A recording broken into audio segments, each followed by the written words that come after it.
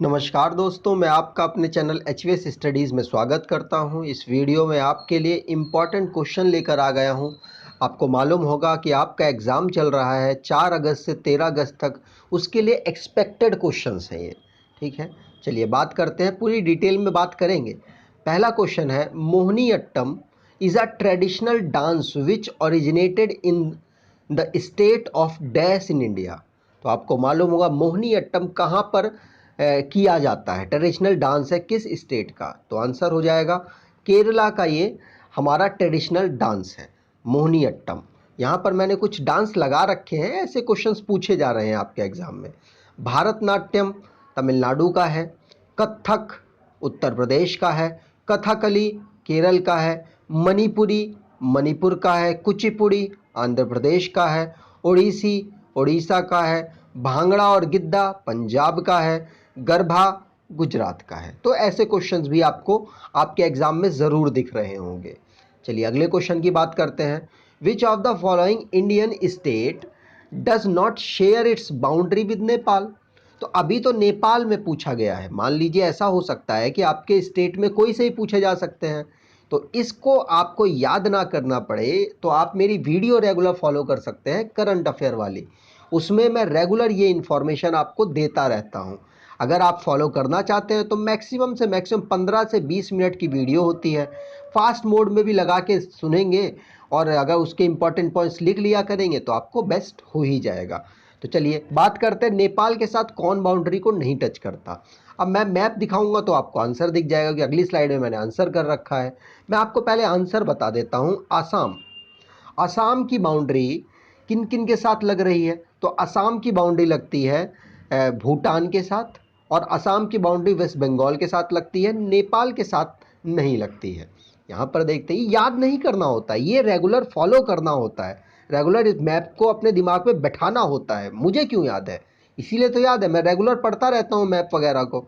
जैसे आप देख सकते हैं नेपाल, नेपाल 5 स्टेट्स के साथ अपनी बाउंड्री को टच करता है। अब ये कौन कौन से हैं, ये है उत्तराखंड, ये है उत्तर प्रदेश, ये है बिहार, ये है वेस्ट बंगाल और ये है सिक्किम। आपसे ये भी क्वेश्चन पूछा जा सकता, असम नहीं है ना, असम देखिए साइड में, तो आंसर आपका असम था। मैं बात करता हूं कि सबसे बड़ी बाउंड्री नेपाल के साथ कौन टच कर रहा है, क्वेश्चन पूछा गया है रिसेंटली में, मैंने कराया है। तो वो है उत्तर प्रदेश। उत्तर प्रदेश नेपाल के साथ सबसे बड़ी बाउंड्री को टच करता है। चलिए नेपाल से बात हो गई, चाइना से बात कर लें। बिल्कुल, तो चाइना भी 5 स्टेट और यूनियन टेरिटरीज के साथ अपनी बाउंड्री को टच करता है। कौन कौन से हैं, अरुणाचल प्रदेश है, सिक्किम है, और यहाँ पर उत्तराखंड है, हिमाचल प्रदेश है और लद्दाख है। अब आपसे ये क्वेश्चन पूछा जाए कि अच्छा कौन सा स्टेट है इनमें से जो सबसे बड़ी बाउंड्री को टच करता है, तो आंसर हो जाएगा अरुणाचल प्रदेश। अरुणाचल प्रदेश चाइना के साथ सबसे बड़ी बाउंड्री टच करता है। कोई दिक्कत नहीं, बिल्कुल नहीं होगी। अब दूसरे दूसरे देश की बात करें, भूटान की बात कर लें, तो भूटान 4 राज्यों के साथ अपनी बाउंड्री को भारत के साथ टच करता है। कौन कौन से राज्य हैं वो, तो सिक्किम हो गया, तो हमारा वेस्ट बंगाल हो गया, असम हो गया, अरुणाचल प्रदेश हो गया। सबसे बड़ी बाउंड्री दोबारा से पूछूंगा तो असम सबसे बड़ी बाउंड्री को टच करता है। मुझे कैसे याद है, ऐसे ही याद है, रेगुलर पढ़ा है इसलिए याद है। म्यांमार की बात करें तो म्यांमार के साथ 4 राज्यों की बाउंड्री टच होती है। कौन कौन है, मिजोरम, मणिपुर और मेघालय, अरुणाचल प्रदेश। अरुणाचल प्रदेश सबसे बड़ी बाउंड्री इसके साथ भी टच करता है। ऑफिशियली भारत का डेटा है, अगर कुछ और देशों की बात करेंगे तो वहां पर आंसर म्यांमार, माफ कीजिएगा, ये मणिपुर भी है, लेकिन मणिपुर आपको याद नहीं रखना है, आपको अरुणाचल प्रदेश याद रखना है। अगर बात करें अब वेस्ट बंगाल पे आ जाते हैं, वेस्ट बंगाल के साथ 5 राज्य अपनी बाउंड्री टच करते हैं। कौन कौन है, वेस्ट बंगाल है, मेघालय है, असम है, त्रिपुरा है और मिजोरम। यहाँ पे तो आपको पता चल ही गया होगा, वेस्ट बंगाल सबसे बड़ी बाउंड्री टच कर रहा है। हमारे सबसे बड़े मित्र के पास आ जाए, माफ कीजिएगा, तो पाकिस्तान के साथ भी 5 यूनियन टेरिटरी और स्टेट्स अपनी बाउंड्री टच करते हैं। कौन कौन है वो है गुजरात, राजस्थान, पंजाब, जम्मू कश्मीर और लद्दाख। अब ये राजस्थान अपनी बाउंड्री सबसे ज़्यादा पाकिस्तान के साथ टच करता है। तो इतनी बात आपको याद रखनी है इस मैप से। बस आगे बढ़ते हैं। यहाँ पर असम के लिए मैंने कुछ लिख रखा है, ऐसा ही मैं करंट अफेयर्स में पढ़ाता हूँ। आपको पहले स्टेट के बारे में सब कुछ बताता हूँ, फिर स्टेट की बेसिक नॉलेज में ऐसे लिखकर आपको बताता हूँ। वहाँ से ये मैंने स्लाइड ली है। बात करें असम को स्टेट कब बनाया गया, 26 जनवरी 1950 को।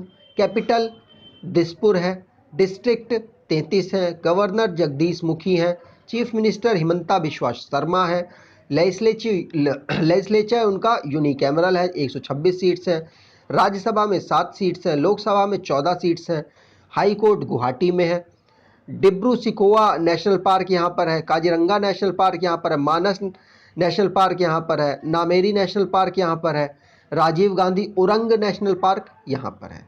तो इस तरीके से ही हम करंट अफेयर्स में पढ़ते हैं। अगर आपको टाइम लगे तो आप रेगुलर फॉलो कीजिए, जिससे कि आपको आने वाले एग्जाम्स में बेनिफिट मिलेगा। अगले क्वेश्चन की बात करें, which of the following statement is not true about compound. तो कंपाउंड होता क्या है? अब जब मान लो ये है हमारा ऑक्सीजन, ऑक्सीजन ये तो हमारा हो गया एलिमेंट, लेकिन अगर ये किसी के साथ रेशो में जुड़ जाए, जैसे कि हाइड्रोजन के साथ ये जुड़ जा रहा है तो ये H2O बनता है। तो किस रेशो से जुड़ा हुआ है, मैं इनके मॉलिक्यूल के रेशो आपको बता रहा हूँ ताकि आसानी से समझ आ जाएगा। तो मान लीजिए 2:1 के रेशो में ये जुड़ रहा है, तो हर बार जब भी 2 हाइड्रोजन और 1 ऑक्सीजन जुड़ेंगे तो क्या बनेगा? पानी बनेगा। तो ये होगा हमारा कंपाउंड। समझ गए? चलिए अब यहाँ पर बोल रहा है कौन सी बात ट्रू नहीं है। बात करते हैं, द कंस्टिट्यूएंट मतलब छोटे छोटे particles can be separated only by chemical और इलेक्ट्रोकेमिकल रिएक्शन। क्या आप पानी को, जो आपका पानी की बूंद में H2O होता है, क्या आप इसको अपने हाथ से तोड़ मरोड़ के अलग कर सकते हैं? हाइड्रोजन को अलग कर दें और ऑक्सीजन को अलग नहीं कर सकते।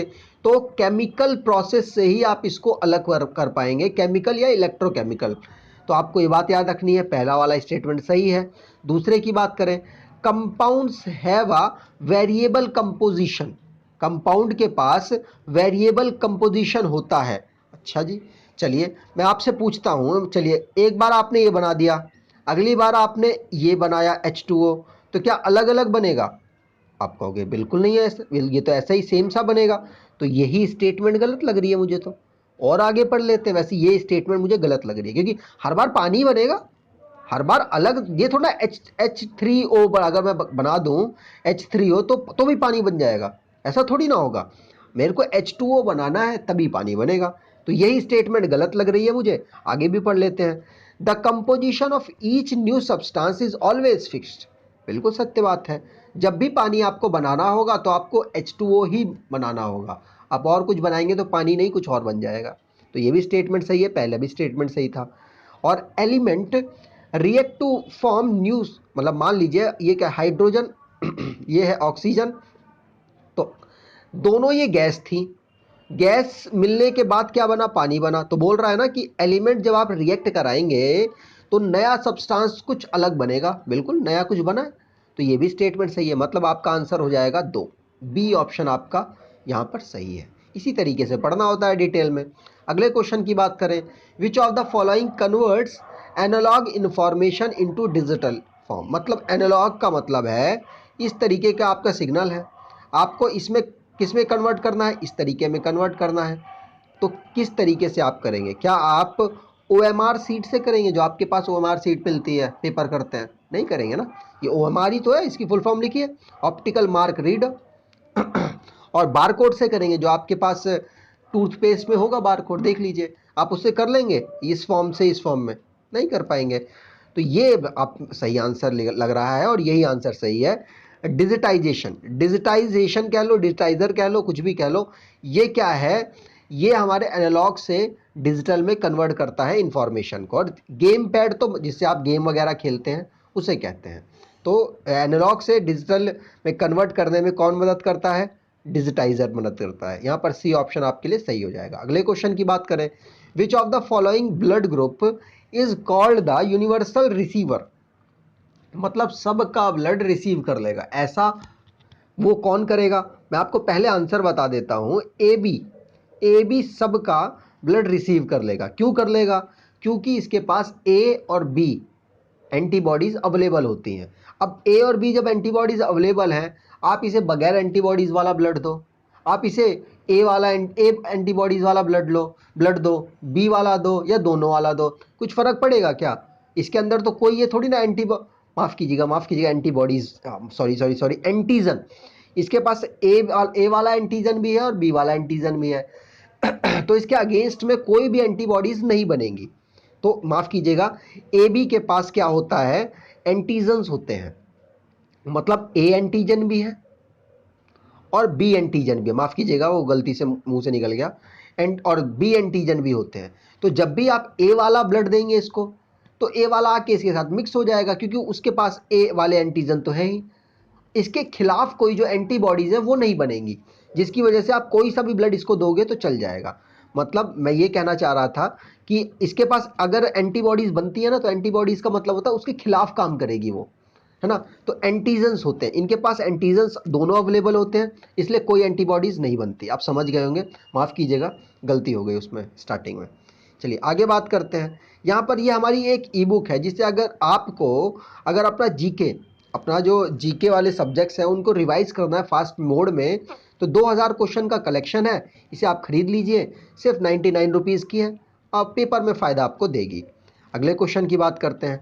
अगला क्वेश्चन है, who among the following was elected as the president of India, Indian National Congress in year 1938 और 1939? तो लगातार 2 बार चुने गए हैं, कौन है वो? तो सुभाष चंद्र बोस तो क्या इन्होंने दोनों बार प्रेसिडेंसी की है? नहीं, इन्होंने 1939 में तो प्रेसिडेंसी की थी, और 38 में और 39 में इन्होंने इस्तीफा दे दिया था, विरोध हो रहा था ना इनका, विरोध हो रहा था, जीत तो गए थे ये, लेकिन इन्होंने यहाँ पर प्रेसिडेंसी नहीं की थी, इस्तीफा दे दिया था। फिर जवाहरलाल नेहरू ने उस समय प्रेसिडेंसी की थी, मतलब पद को संभाला था। यहाँ पर बात कर ले तो मैं इंपॉर्टेंट बताऊंगा, देखो मैं लेकर तो सारी लिस्ट आया हूँ लेकिन सारा बताऊंगा नहीं। तो 1885 में पहली जो इनकी बैठक हुई कांग्रेस की, तो उसमें वीसी बनर्जी ने उस बैठक को हेड किया, मतलब प्रेसिडेंट बने। फिर दूसरी भी याद कर लीजिए, दादा भाई नौरोजी हैं, और तीसरी भी याद कर लीजिए क्योंकि उसमें पहले मुस्लिम बने थे, तो उनका नाम है सैयद बदरुद्दीन तैयब जी। मद्रास में ये हुई थी, पहली बॉम्बे में हुई थी, इतनी बात आपको याद रखनी है। चौथी इसलिए याद कर लीजिए क्योंकि पहले अंग्रेज बने थे इसमें, जॉर्ज यूले इलाहाबाद में हुई थी, इतनी बात याद करिए और फिर आगे बढ़िए। यहाँ पर अभी इतनी कोई इंपॉर्टेंट है नहीं आगे बात करते हैं। यहाँ पर एक इम्पॉर्टेंट दिख रही है, 1896 में जो कलकत्ता में हुई थी, उसके रहीमुद्दौला एम सयानी थे, जिसमें वंदे मातरम को पहली बार गाया गया था, इसलिए मोस्ट इम्पॉर्टेंट हो जाता है। चलिए अब आगे बात करते हैं। आगे है हमारा बंगाल का जब पार्टीशन हुआ था, वो भी इंपॉर्टेंट हो जाएगा। बनारस में इनकी हुई थी, गोपाल कृष्ण गोखले ने इसकी प्रेसिडेंसी की थी। चलिए और आगे बात करें तो 1906 में स्वराज की पहली बार मांग उठी, मतलब वर्ड उठा था स्वराज, उस टाइम पे दादा भाई नौरोजी कर रहे थे प्रेसिडेंसी। और बात करें तो 1907 में सूरत में अधिवेशन हुआ था, इसकी रास बिहारी घोष कर रहे थे, इसमें स्प्लिट हो गई थी कांग्रेस, इसलिए इम्पॉर्टेंट है। चलिए और बात करते हैं। यहाँ पर इम्पॉर्टेंट है वही मैं सारी डिस्कस कर रहा हूँ, सारी नहीं कर रहा हूँ। पहली बार फीमेल कोई बनी थी 1917 में, एनी बेसेंट, कलकत्ता में ये अधिवेशन हुआ था, तो इस टाइम को भी आपको याद रखना है। और उसके बाद आगे बढ़ते हैं, एक रह गया 1911 वाला। 1911 में इस टाइम पर जनगण मन जो हमारा राष्ट्रीय गान है, राष्ट्रीय गान को पहली बार गाया गया था, कलकत्ता में ये भी हुआ था, और बिशन नारायण धर इसके प्रेसिडेंट थे।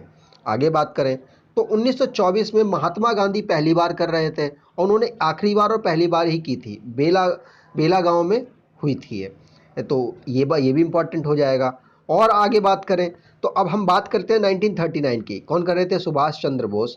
38 में सुभाष चंद्र बोस, 39 में भी सुभाष चंद्र बोस, लेकिन इस्तीफा दे दिया था, आप यहाँ देख सकते हैं, यहाँ पर लिख भी रखा है मैंने, इस्तीफा वगैरह दे दिया था। उसके बाद जवाहरलाल नेहरू ने इसको लीड किया था। आज़ादी के बाद भी पूछा जा सकता है, तो आचार्य कृपलानी जो मेरठ में हुई थी, वो इसको लीड कर रहे थे, इतनी बात याद रखनी है। चलिए आगे बात करते हैं। अगला question, who among the following is not an Indian weight lifter? माफ़ कीजिएगा, तो इनमें से कौन सा इंडियन वेट लिफ्टर नहीं है?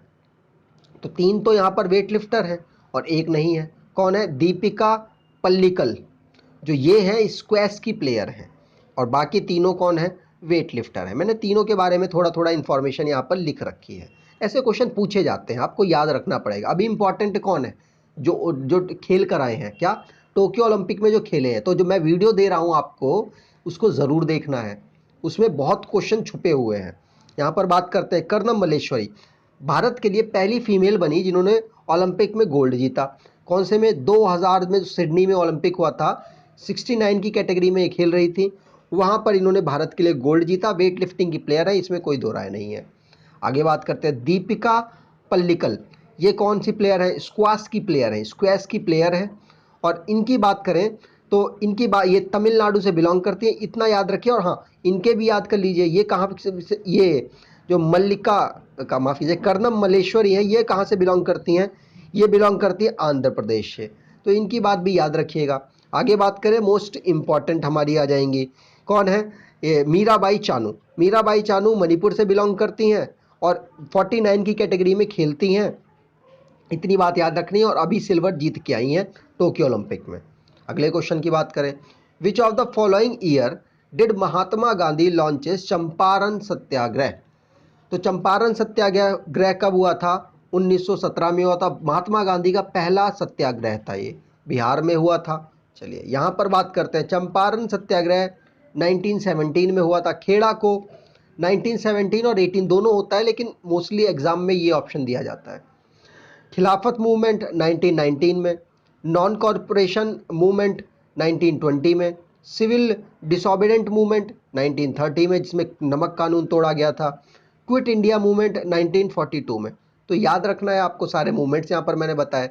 अगले क्वेश्चन की बात करें, the dash layer is the upper limit of the atmosphere of our atmosphere, it extended from the top of the thermosphere. मतलब थर्मोस्फेयर से भी ऊपर वाली लेयर को, जो 10,000 से ऊपर है, उसे क्या कहते हैं? तो आंसर हो जाएगा एक्सोस्फीयर। एक्सोस्फीयर कहते हैं। यहाँ पर मैंने आपके लिए लगा ही दिया है, ट्रोफोस्फीयर पहली है, स्ट्रेटोस्फीयर, मीजोस्फीयर, थर्मोस्फीयर और उसके ऊपर एक्सोस्फीयर। इस टेम्परेचर के अकॉर्डिंग भी क्वेश्चन पूछा गया है। तो जैसे ही हम ट्रोफोस्फीयर में ऊपर जाते हैं टेम्परेचर कम होता है, स्ट्रेटोस्फीयर में ऊपर जाते हैं टेम्परेचर बढ़ता है, मीजोस्फीयर में ऊपर जाते हैं टेम्परेचर घटता है, थर्मोस्फीयर में ऊपर जाते हैं तो टेम्परेचर फिर से बढ़ता है। तो आपको याद रखना है डी आई, इस तरीके से आप याद रखेंगे तो आप याद कर लेंगे। चलिए आगे बात करते हैं। अगला क्वेश्चन है, विच of the following is not a good conductor of electricity? इनमें से कौन अच्छा कंडक्टर नहीं है इलेक्ट्रिसिटी का? क्या इंपॉर्टेंट नहीं है क्वेश्चन? इंपॉर्टेंट है। तो सिल्वर तो बहुत ज़्यादा अच्छा है, सबसे ज़्यादा अच्छा कंडक्टर है बिजली का। तो और कॉपर भी है और ग्रेफाइट भी है। आंसर हो जाएगा ब्रोमीन। ब्रोमीन वो है, वो नॉन मेटल है जो कि अच्छा कंडक्टर नहीं है इलेक्ट्रिसिटी का। तो आंसर यहाँ ब्रोमीन हो जाएगा। अगले क्वेश्चन की बात करें, where was the first winter para Olympic game held? तो पहला पैरा ओलंपिक गेम कहाँ पर हुआ था? तो ये आपको याद रखना है, स्वीडन में हुआ था। कहाँ हुआ था? स्वीडन में हुआ था। मैं यहाँ पर डिटेल आपको दूंगा। देखिए, पहला जो समर ओलंपिक हुआ था वो रोम, इटली की जो कैपिटल है रोम, वहाँ पर हुआ था। और पहला जो विंटर वाला है वो हुआ था 1976 में। कहाँ पर? स्वीडन। स्वीडन का एक शहर है ऑर्नस कोदविस। अब इसको आप देख लीजिए थोड़ी सी स्पेलिंग, यहाँ पर हुआ था। मतलब एक रूल बना 1988 से, 1988 से समर ओलंपिक था। उस टाइम पे एक रूल बनाया गया कि भाई देखो, जिस सिटी में आप नॉर्मल ओलंपिक करा रहे हैं उसी सिटी पर आप पैरा ओलंपिक कराएं। और उस साल से ऐसा ही प्रोविज़न लगाया गया, और जहाँ पर हमारा नॉर्मल ओलंपिक होता है वहीं पर पैरा ओलंपिक होना शुरू हो गया। वैसे स्टार्ट हुआ था 1916 में समर ओलंपिक के साथ में, और विंटर हुआ था 1976 में। इतनी बात आपको याद रखनी है। अगले क्वेश्चन की बात करें, ये क्वेश्चन मेरे को जब दिखा तो बहुत अचंभव लगा, मैंने भी याद नहीं कर रखी थी डेटा, लेकिन मजबूरी में अब याद किया। What is the radius of the moon? तो रेडियस मून का क्या है? तो ये आंसर, वैसे तो मैं कंफ्यूज होता अगर मैं एग्जाम में बैठा होता, वैसे बैठ नहीं रहा हूँ लेकिन बैठा होता तो आप लोग भी होते। तो आंसर, क्योंकि दोनों क्लोज हैं, ये देखिए ना, क्लोज है बिल्कुल, और ये भी क्लोज है। तो 1.74 इंटू 10 की पावर 6 मीटर इसकी मून की रेडियस होती है, याद रखनी पड़ेगी। देखिए अब मैंने चारों लिख दी हैं यहाँ पे। अर्थ की बात करें तो अर्थ की जो मास होता है ये होता है 5.96, मतलब 6 मान लीजिए, 6 इंटू 10⁻24 किलोग्राम।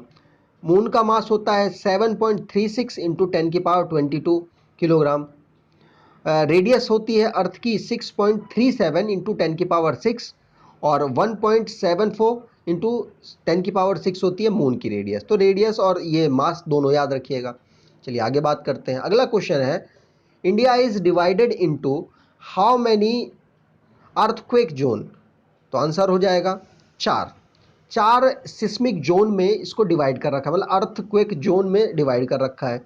अच्छा, कुछ ऐसा स्टैंडर्ड होगा मतलब बहुत घातक वाला? नहीं नहीं, ये जो वो होते हैं ना, मतलब कितनी भारी आपदा आई है उसके अकॉर्डिंग इसको कैटेगरी की गई है।